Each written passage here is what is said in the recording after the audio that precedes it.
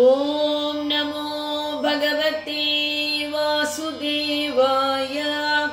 వసుదేవసుతం దేవం కంసచాణూరమర్దనం దేవకీ పరమానందం కృష్ణం వందే జగద్గురుం. ఇంత వృధా జన్మ మేలయిలలోనే జన్మించితి, ఇంత వృధా జన్మ మేలయిలలోనే జన్మించితి. పంతమిడిచి పరమాత్ముని పద సేవా చేయనైతి, ఇంత వృధా జన్మ మేల ఇలలోనే జన్మించితి. పెద్దల వద్ద చేరి సద్దు చేయక నిలచి, ఒద్దిక తోడుత మంచి పద్ధతులు తెలియనైతి, ఇంత వృధా జన్మ మేల ఇలలోనే జన్మించితి. పగలెల్లా పనులలోనే మునిగి తేలుచుంటినయ్యా, పగలెల్లా పనులతోనే మునిగి తేలుచుంటినయ్యా. రాత్రి కాలమంత దినము నిదురలోనే గడచిపోయే, ఇటువలనే దినములెల్ల త్రుటిలోనే గడచిపోయే, ఇటువలనే దినములెల్ల త్రుటిలోనే గడచిపోయే. పంతమిడిచి పరమాత్ముని పద సేవా చేయనైతి, ఇంత వృధా జన్మ మేల ఇలలో నే జన్మించితి. ఆత్మబంధువులారా, భగవద్భక్తులారా, మా నాయనమ్మ గారు రాసినటువంటి ఈ పాటలో మనము అంటే ఒక జీవుడు చివరికి వచ్చిన సమయంలో పశ్చాత్తాపము చెంది తను చేసినటువంటి తప్పులన్నీ క్షమించమని, మోక్ష మార్గాన్ని చూపించమని భగవంతుణ్ణి కోరుకోవడం చాలా మంచి అర్థంతో కూడుకున్నటువంటిది. ఆమె ఆర్ద్రతతో రాసుకున్నటువంటి పాట. ఈ విధంగానే రోజులన్నీ మనము చాలా వృధా చేస్తూ ఉన్నాం. పగలల్లా మనము అన్ని పనులతో మనకు సమయమే ఉండట్లేదు, రాత్రంతా నిద్రలోనే గడిచిపోతోంది. సగం కాలము మన జీవిత కాలంలో ఈ విధంగా వృధా అయిపోతోంది. అదేవిధంగా పెద్దల దగ్గర చేరి సద్దు చేయక నిలచి, ఒద్దిక తోడుతో మంచి పద్ధతులు అంటే పెద్దలు చెప్పిన మాట పెరుగన్నం మూట అంటారు కదా, అలాంటి మాటలను మనము సరిగ్గా వినలేదు అంటే వింటున్నా దాన్ని మనసుకు పట్టించుకోవట్లేదు. మన జీవితాన్ని ఎంత వృధా చేసుకుంటున్నామో. ఇప్పుడు ఆ స్వామి కృష్ణ పరమాత్ముడు మనకి ఈ ఆసురీ సంపదలో ఉన్నటువంటి లక్షణాలు ఇవే. ఇలాంటి బద్ధకము, అజ్ఞానము, ఈ లక్షణాలను ఆ స్వామి మనకు చెప్పబోతూ ఉన్నాడు. ఓం శ్రీకృష్ణ పరబ్రహ్మణే నమః. శ్రీమద్భగవద్గీత దైవాసుర సంపద్ విభాగ యోగః. శ్రీ భగవాన్ వాచ దైవీ సంపద్విమోక్షాయ నిబంధాయాసురీమత మాసు చ సంపదం దైవీం అభిజాతోసి పాండవ. అర్జున, దైవీ సంపదలో ఉన్నటువంటి లక్షణాలు నీకు నేను చెప్పాను. అయితే దైవీ సంపద్ విమోక్షాయ నిబంధ ఆసురీమత, ఈ రెండిటిలో మొదటిది దైవీ సంపద. దైవీ సంపదలో లక్షణాలన్నీ ఆ స్వామి మనకు చెప్పడం జరిగింది. అయితే ఎవరైతే దైవీ సంపదను కలిగి ఉంటారో అది మోక్ష మార్గానికి దారి చూపుతుంది. అది అర్థం ఇక్కడ. అది కాకుండా ఆసురీ మతము అంటే, ఆసురీ మతము అనేది మామూలుగా మన మానవులలో మోహమనే శృంఖలాల చేత కట్టివేస్తుంది మనిషిని. అంటే అన్నీ తెలిసి కూడా మోహం అనేటువంటి ఒక శృంఖలం, ఒక చైన్లతో కట్టి పడేస్తుంది. మోహం మనం చెప్పుకున్నాం ఇంతకు ముందు, కోరిక ఉండొచ్చు, ఆశలు ఉండొచ్చు, కానీ మోహము ఎప్పటికీ అందరికీ కూడా రకరకాలైనటువంటి బాధలను తెచ్చిపెడుతుంది. మోహము, ఆ శృంఖలాల చేత మనమంతా కూడా కట్టబడి ఉన్నాము. ఆ ఆసురి లక్షణాలు ఎవరికైతే ఉంటాయో వారు ఈ విధంగా బాధపడతారు అని చెప్పబోతూ ఉన్నాడు.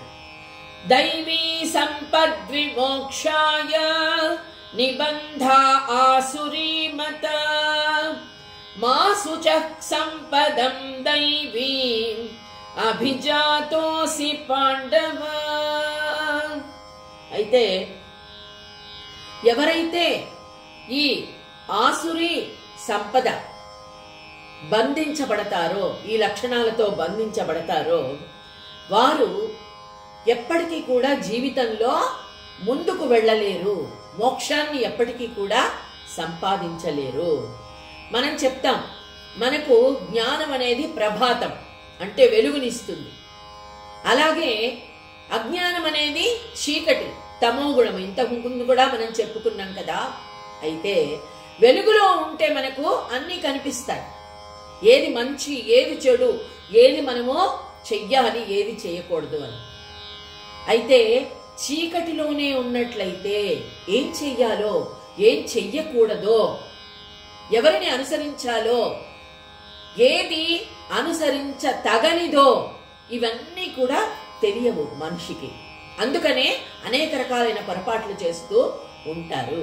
అదే స్వామి ఇక్కడ చెప్తూ ఉన్నాడు.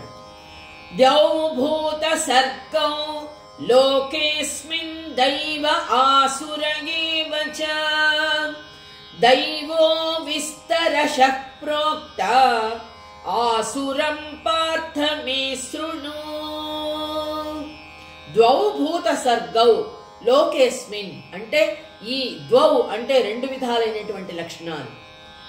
ఈ దైవీ సంపద లక్షణాలు, ఆసురీ సంపద లక్షణాలు మానవుల వ్యవహారాలలో అనాది కాలం నుండి ఉంటున్నాయి. మనకు తెలుసు కదా, సత్వ రజస్ తమో గుణాలు, 3 గుణాలతోనే కూడి ఉంటాడు మానవుడు. ఏ గుణము ఎక్కువగా ఉంటుందో అంటే ఒక్కొక్కసారి ఒక్కొక్క గుణము యొక్క లక్షణాలు ఎక్కువ అవుతూ ఉంటాయి. ఆ సత్వ గుణము యొక్క లక్షణాలను పెంపొందించుకుంటే జీవితం ఆనందమయంగా గడుస్తుంది. కానీ రజో గుణానికి వెళ్ళినప్పుడు అది తమో గుణానికి దారితీస్తుంది. క్రమంగా బద్ధకము, ఏది చేయలేకపోవడము, మన మీద మనకు నమ్మకం లేకపోవడము, ఇవన్నీ తమో గుణానికి. అంటే చేయలేనప్పుడు కోపం వస్తుంది, మన మీద మనకే కోపం వస్తుంది, ఏం చేయాలో తెలియనప్పుడు. ఎదుటి వాళ్ళ మీద కూడా కోపం వస్తుంది. అదేవిధంగా క్రోధం, లోభం, మోహం, మదం, మాత్సర్యం ఇవన్నీ కూడా అన్నదమ్ముల వంటివి, ఒకదానికొకటి కనెక్షన్ ఉంటుంది. కాబట్టి ఇక్కడ ద్వౌభూత సర్గౌ లోకేస్మిన్ దైవ ఆసురమేవచ. పగలు రాత్రి ఏ విధంగా ఉంటాయో ఈ గుణాలు కూడా మనుషులను వదలకుండా అన్ని వ్యవహారాలలో వెంటాడుతూనే ఉంటాయి. ఆసురి సృష్టులు తమ తమ రీతులను అనుసరించి వ్యవహరిస్తూ ఉంటారు. దైవో విస్తరశః ప్రోక్త ఆసురం పార్థ మే శృణు. అయితే ఇక్కడ పుష్పము లేనిదే తేనె లభించదు, అంతే కదా. పుష్పాలు ఎక్కడుంటాయో వాటిలోనే తేనె ఉంటుంది. సువాసన వెదజల్లే పువ్వుల చుట్టూనే మకరందం కోసం ఆ తేనెటీగలు కూడా వెళతాయి, అంతేగాని ముళ్ళ పొదల్లో తేనెటీగలు ఉండవు. అదేవిధంగా ఇక్కడ ఇంకొక విషయం చెప్తూ ఉన్నాడు. ఏమిటి? వాద్యము లేనిదే ఎవరికి నాదము వినిపించదు, అంతే కదా. ఏదైనా సంగీత వాద్యం ఉన్నట్లయితే ఆ నాదము వినిపిస్తుంది. వాద్యమే లేకపోతే శబ్దాలు అనేక రకాలు. ఆ విధంగా ఇక్కడ వశపడిన మానవునిపై అగ్ని కాష్టమునంతటను వ్యాపించిపోవు రీతిని ఆసురీ సంపద కూడా ఇష్టానుసారము రాజ్యము వనరుస్తూ కాన్పిస్తూ ఉంటుంది. ఒకసారి ఆసురీ సంపద మనిషిలో ప్రవేశించిందంటే తన ఇష్ట ప్రకారము రాజ్యము ఏలుతుంది, అంటే నాశనం చేస్తుంది మనిషిని. ఆ విధంగా చెరకు చూడండి, చెరకులో రసము ఎక్కువ ఉంటే, అంటే ఆ చెరకులో రసం ఉంటేనే జ్ఞానము ఉన్నట్లు. తీయగా ఉంటుంది, చెరకు తీయగా ఉంటుంది. లేకపోతే చెరకు తీపి ఉండదు. అంటే ఆ చెరకులో తీపి మనలో ఉన్నటువంటి జ్ఞానము. అంతే కదా, రసం లేకపోతే ఉత్తప్పిప్పితో సమానం.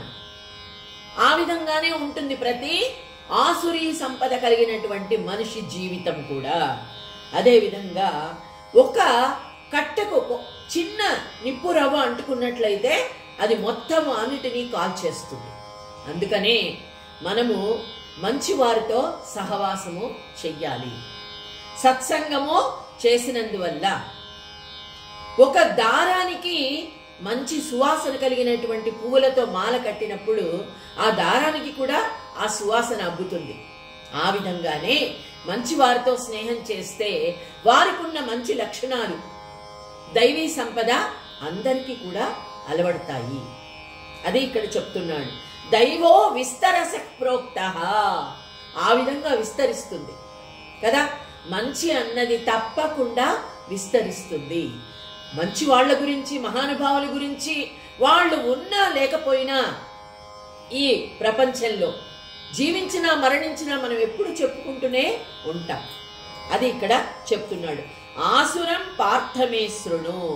అయితే ఈ ప్రాణి యొక్క శరీరం వృద్ధి పొందే కొద్దీ దైవీ గుణాలు వృద్ధి పొందుతాయి, అదేవిధంగా ఆసురీ గుణాలు కూడా వృద్ధి పొందుతాయి. వాటి లక్షణాల గురించి చెప్తాను నీకు అంటూ ఉన్నాడు. ప్రవృత్తించ నివృత్తించ జనాన విదురాసురాః న శౌచం నాపి చాచారో న సత్యం తేషు విద్యతే. ప్రవృత్తించ నివృత్తించ. ప్రవృత్తి అంటే మనం చేసేటువంటి కార్యాలు, మన ఇష్టంగా చేసే కార్యాలు ఎలా ఉండాలి? మనం చేసేవి పుణ్యకార్యాల మీద చెయ్యాలనే మనసు, మంచి పనులు చెయ్యాలి, వాటి మీదే ఇష్టంతో చెయ్యాలి. అది ప్రవృత్తి. నివృత్తి అంటే మనకు అపకారం చేసేటువంటి పనులు, దుష్ట కార్యాలు, అవన్నీ విడిచిపెట్టాలి. నివృత్తి అంటే విడిచిపెట్టేయాలి కదా. కానీ వీళ్ళు ఎలా ఉంటారు? ఆసురీ సంపద కలిగినటువంటి లక్షణాలు వారికి ఎప్పుడు కూడా ప్రవృత్తి అంటే పుణ్యకార్యాలు చేయాలన్నటువంటి ధ్యాసే ఉండదు. ఎప్పుడు కూడా ఎదుటి మనిషిని బాధ పెట్టడం, వాడికి ఏదో అపకారం చెయ్యాలి అంటే వాడికి ఏదో అపకారం చేస్తే వీడు చాలా సంతోషంగా ఉంటాడు. అది అలాంటి లక్షణము ఆసురీ సంపద లక్షణము. ఎదుటి మనిషి బాగుపడితే ఆనందించడం, ఇది ఆసురీ సంపద లక్షణం. ఆ విధంగా ఉంటాడు. ఇక చూడండి, పట్టు పురుగు దాని నుండి బయటకు రావలనని గాని లోపలకు పోవలనని గాని ఏ విధమైన యోచన లేకుండా, పట్టుపురుగు ఎలా ఉంటుంది? అందులోనే ఉంటుంది, బయటికి రాదు. ఆ దారము చుట్టూతో లోపలే ఉంటుంది ఆ పట్టుపురుగు. అందుకే వాటినన్నిటినీ తీసుకొచ్చి వేడివేడి నీళ్ళల్లో వేసి ఉడకబెట్టి ఆ పట్టు పురుగులను చంపేసి ఆ దారాన్ని తీస్తారు. అంటే ఇక్కడ ఏం చెప్పదలుచుకున్నాడు ఆ స్వామి అంటే, మనము చెడ్డ విషయాలను, చెడ్డ వ్యవహారాలను వదిలిపెట్టి బయటికి వస్తేనే మంచి అనేది మనము తీసుకోగలుగుతాము కదా. అంటే మంచి తీసుకోగలుగుతాం. వీళ్ళు ఎలా మంచి తీసుకుంటున్నారు? ఆ పట్టు దారాన్ని తీయడానికి పట్టు పురుగును చంపేస్తున్నాం. ఆ విధంగా మనలో ఉన్నటువంటి వివిధాలైనటువంటి ఇంద్రియాలతో కూడినటువంటి ఈ ప్రవృత్తులు చెడు కార్యాలు ఉంటాయే వాటినంటిని విడిచిపెడితే గాని మంచి వాటి వైపు దృష్టి మరలదు. ఆ స్వామి వైపు మనకి దృష్టి మరలదు. ఆత్మ ఆ పరమాత్మతో అప్పటికి కానీ కలియలేదు. అదే ఇక్కడ చెప్తూ ఉన్నాడు.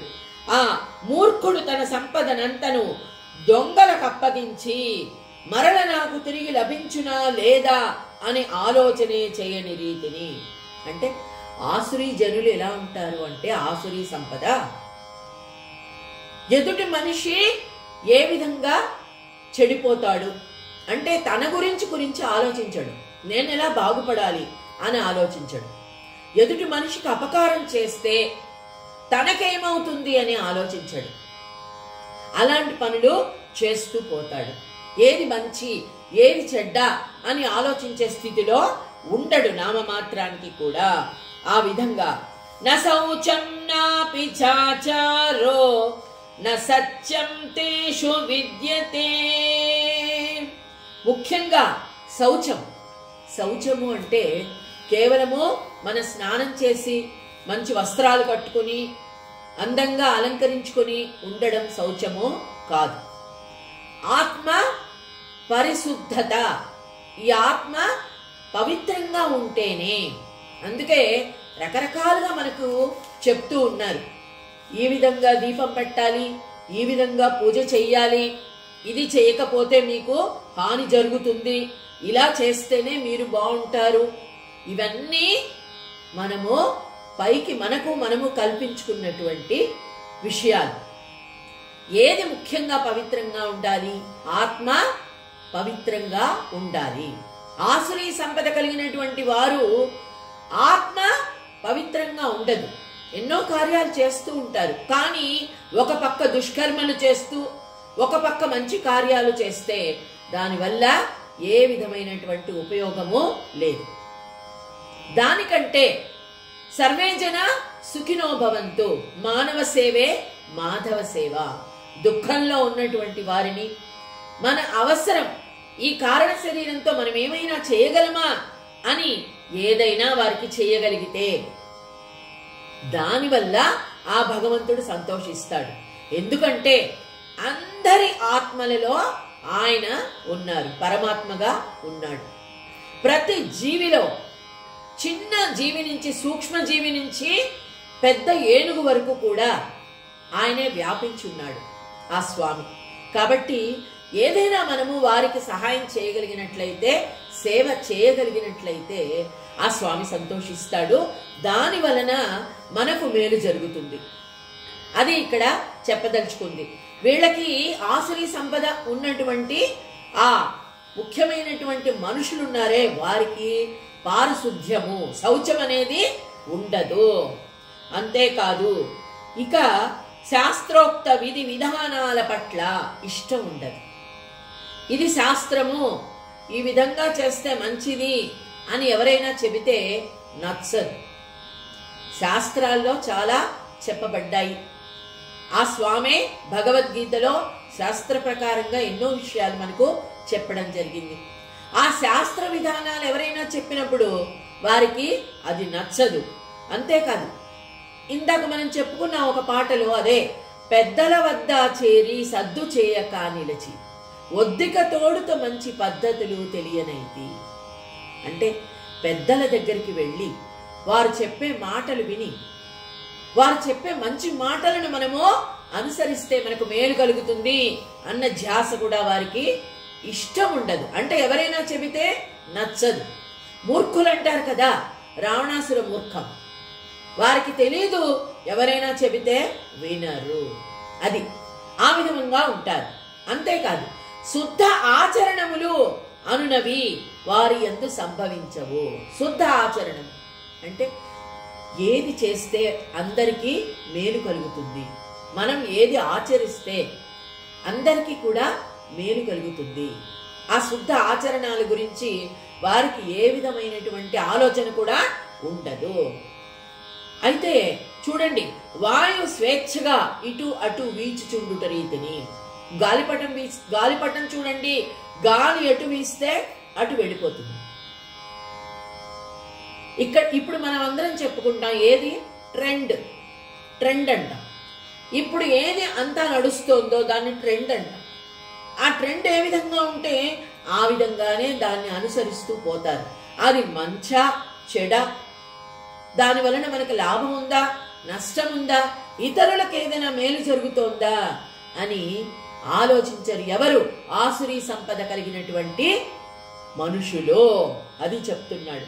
అగ్ని లభించిన దానినంతను కాల్చివేయు రీతిని ఈ ఆసురీ ప్రకృతి గల లోకులు కూడా కుమార్గమున నిరంతరము ముందుకు పోతూ ఉంటారు. కుమార్గము అంటే చెడ్డ మార్గము. చూడండి, మంచి అనేది చాలా కష్టం సంపాదించుకోవడం. ఒక మంచి పని చేయడం కూడా చాలా కష్టం. మంచి పేరు సంపాదించడం కూడా చాలా కష్టం. కానీ చెడు అనేది ఒక్క నిమిషము పట్టదు. నిజంగా మంచి సంపాదించుకున్న తరువాత కూడా ఒక్క చెడు విషయము ఎవరి ద్వారా అయినా, అది నిజమైన అబద్ధమైన, దానికి ఎక్కువగా ప్రజలు ఆకర్షింపబడతారు. దానివల్ల ఉన్న మంచి అంతా కూడా పక్కకు వెళ్ళిపోతుంది. అందుకనే ఎప్పుడు కూడా కీర్తిని సంపాదించుకోవాలి. కీర్తి అంటే కీర్తి ప్రతిష్టలు అనేవి మనము ఉన్నా లేకపోయినా, మనం చనిపోయిన తర్వాత కూడా మనతో వచ్చేవి సంపద కాదు, బాహ్యంగా కనబడేటువంటి సంపద కాదు. ఫలాని వారు చాలా మంచి వాళ్ళండి, ఎంత మంచి పనులు చేశారు, ఎంత మహాత్ములు అని చెప్పుకుంటారు కదా. మనం ఇప్పటికి కూడా ఎంతో మంది గురించి, మహాత్మా గాంధీ గురించి చెప్పుకుంటున్నాం. అలాగే శంకరాచార్యులు, రమణ మహర్షి, చిన్నతనం నుండి భక్తి ఉన్నటువంటి ప్రహ్లాదుడి గురించి చెప్పుకుంటున్నాం. ధ్రువ నక్షత్రంగా ఉన్న ధ్రువుడి గురించి చెప్పుకుంటున్నాం ఇప్పటికి కూడా కదా. అంతేగాని చెడు గురించి అది కూడా చెప్పుకుంటారు. కానీ మంచిని సంపాదించుకుంటే అది జన్మ జన్మలకు కూడా మనకు అదే దైవీ సంపద. దానిని మించినటువంటి సంపద లేదు. అదే ఇక్కడ తేలు ఉందనుకోండి, తేలు కొండి ఏం చేస్తుంది? దాని వలన మనకు ప్రమాదమే కలుగుతుంది కదా. కానీ కలునకు నిలువెల్ల విషము కదరా సుమతి. తేలుకు కొండిలో ఉంటే, పాముకు కోరల్లో విషం ఉంటే, కలునికి దుర్మార్గునికి నిలువెల్లా విషమే. ఆ విషము ఆసురీ సంపద అంటే అదే. ఆ గుణాలను మనము విడిచిపెట్టాలి. విడిచిపెట్టినప్పుడు అంతా కూడా దైవీ సంపదే. కాబట్టి పొగ వచ్చే చిమ్నీ ముఖము నుండి నిరంతరము పొగ యొక్క సమూహమే వస్తుంది. అలాగే ఈ ప్రకృతిలో లోకుల నోటు నుండి ఎట్లాంటి మాటలు వస్తాయో అది పొగలాగా అన్ని చోట్ల కూడా వ్యాపిస్తుంది. అంతే కదా. ఒక మంచి మాట అందరి నోట విన్నప్పుడు అది ఎంత వ్యాపించడానికి చాలా సమయం పడుతుంది. కానీ ఒక చెడు మాట ఒక్కసారి పొగలాగా వ్యాపిస్తుంది, దావానలంలాగా దహించి వేస్తుంది మనుషులను అని ఆ స్వామి చెప్తూ ఉన్నాడు. ఇంకా కూడా ఆ ఆసురీ సంపద కలిగినటువంటి లక్షణాలు ఏమిటో ఆ స్వామి ముఖం ద్వారా మనము రేపటి రోజున విందాం. ఓం శ్రీకృష్ణ పరబ్రహ్మణే నమః.